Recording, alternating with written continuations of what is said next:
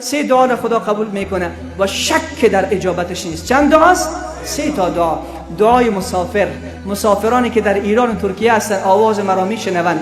ای جوانان عزیز، ای برادران گرامی، آواز مرا میشنوین. اگر میشنوین برایتان میگویم شما مسافرین. رسول خدا صلی الله علیه و سلم میفرماید الله دعای مسافر را رد نمی کند.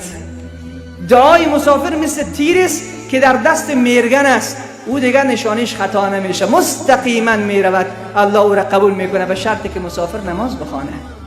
جوانان هستند که در سفر در ایران و ترکیه تمام شب به قمار میگذرانند، تمام شب به زنا میگذرانند، تمام شب به معصیت میگذرانند. اگر جوان مسافری که در کشورهای خارجی خدا را پرستش کنه، اونجا نماز بخوانه، برکت پیدا میکنه و دعایش هم الله قبول میکنه.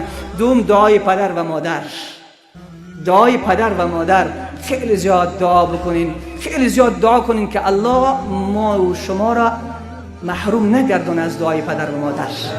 کل ما شما شاید که دی زیاد ما پدر و مادر ما زنده باشه، اینا دعایشون مثل دعای پیامبر است. پیامبر در حق امت دعا بکند رد می شود؟ نمی شود. اگر پدر و مادر با دل پر از سوز و با چشم پر از اشک در حق فرزند خود دعا کند، الله ردش نمی کند. پس شاید پدر جان من هم در مجلس باش، نمیفهم که آمده نامده.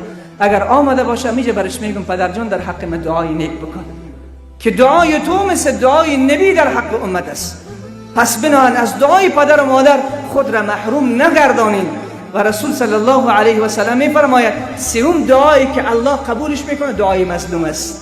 ما خو مظلوم هستیم امروز، شیطان خیلی سر ما ظلم کرده، خیلی مظلوم هستیم، خیلی گناه مرتکب شدیم.